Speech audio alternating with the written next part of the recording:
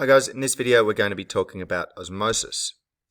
We're going to first recap diffusion, then introduce osmosis, talk about how osmosis still fits in with our concentration gradient, then we'll talk about the concept of tonicity and have a look at a couple of examples.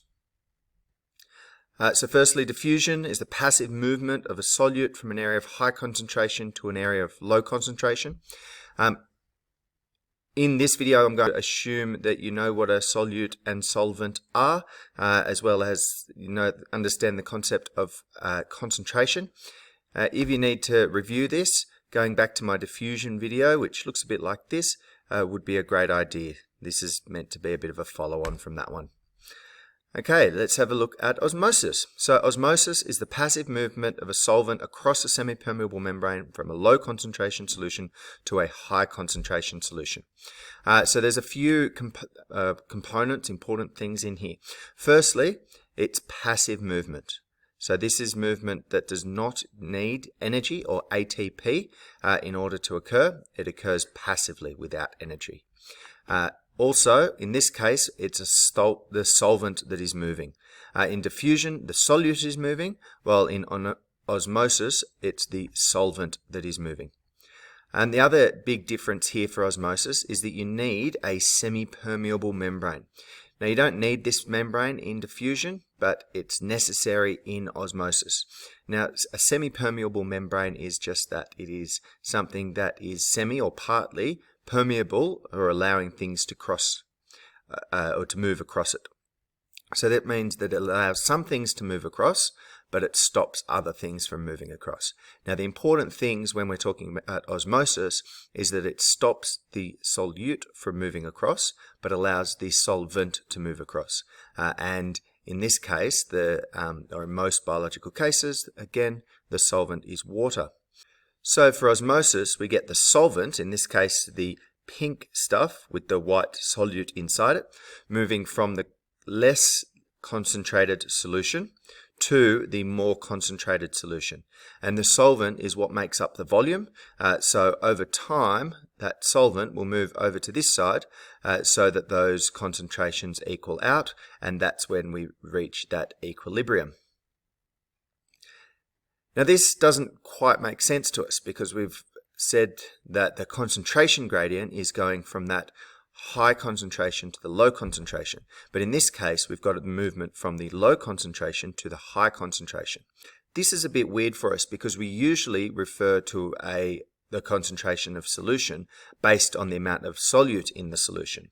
So this one will have a lower concentration of solute because there is less solute in here compared to the white dots, and this one will have a high concentration because the red triangles, the solute, there's more of those relative to the amount of white dots there. But when we start looking at the solvent, we need to then flip that around.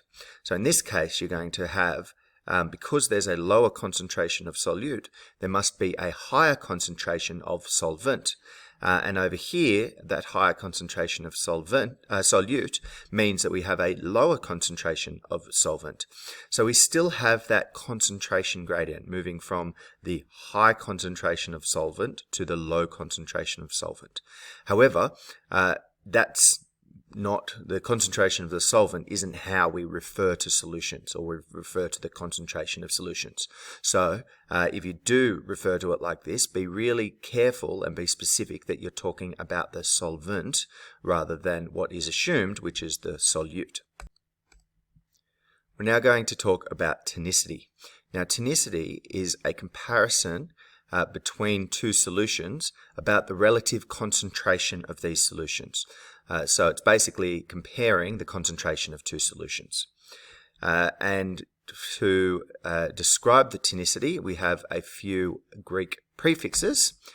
We have hyper, which means over, iso, which means equal, and hypo, which means under. Now, in each one of these containers containing a solution made up of a solute and a solvent, I have a cell which also has a solution in it made up of a solute and a solvent. Now, the cell is the same in all three containers. It is made up of 3 solvent molecules and 3 solute molecules. So it has a 1-to-1 ratio of solute to solvent. So let's now look at the tonicity of these cells compared to the solutions that they're in. So this one here we'll start with. It has 6 solvent molecules and 6 solute molecules. So it also has a 1-to-1 ratio. So we say that both of these solutions are isotonic to each other. That's that equal, so they've got equal tonicity, isotonic. The next one we'll look over here is we've got the same as inside that cell, that 1-to-1. However, for the solution on the outside of the cell, we have 3 solvent molecules to 6 solute molecules. So this is a more concentrated solution. So we say that this solution is hypertonic to the cell, so it's got over, or that the cell is hypotonic to the solution. Now you'll notice that the way I say these, you need to have a comparison point. This isn't an absolute value. This is just comparing 2 different concentrations. So when something's more than the other one, you've got to sort of refer to it in the other one. A solution by itself cannot be hyper or hypotonic. The solution is just a solution. This has to be a comparison between 2 solutions. Okay, now moving over here, on the other hand, we have 6 solvent molecules and 3 solute molecules. So this is got half the amount of solute as solvent. So it has a lower concentration outside than the concentration inside. So we're going to say that this solution outside is hypotonic to the cell, and the cell is hypertonic to the outside solution. Now let's have a look at some examples of what's going to happen to these solutions when osmosis occurs. So we'll start with this one, and you'll remember that this one was the solution outside the cell was hypertonic to the solution inside the cell, and vice versa, because it's got more solute there. So it's got a higher amount of solute to solvent than this one. So it has a higher concentration of solute, or a higher concentration of the solution. So if it's got that higher concentration of solute outside the cell, that means that it's going to have a lower concentration of solvent outside the cell. And conversely, the cell has a higher concentration of solvent inside the cell. This means that our net movement of water or solvent is going to occur from inside the cell to outside the cell. So we're going to see the cell get smaller and shrivel up. Okay, next one we've got is that isotonic solution. There's a 1-to-1 ratio of solute and solvent inside. This means that the concentration of solute is the same inside, and the concentration of solvent is the same inside and outside. So what we're going to see is movement both into and out of the cell. It's important to know, and the reason I've put this one in, that movement of water still happens in an isotonic solution.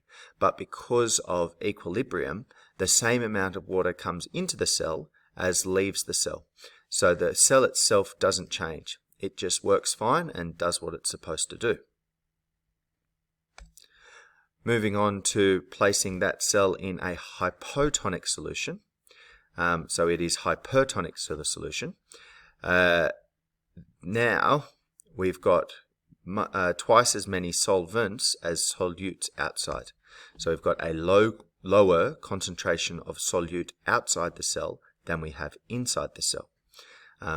Looking at the solvent, this means we have a higher concentration of solvent outside than we do inside, or a lower concentration of solvent inside the cell.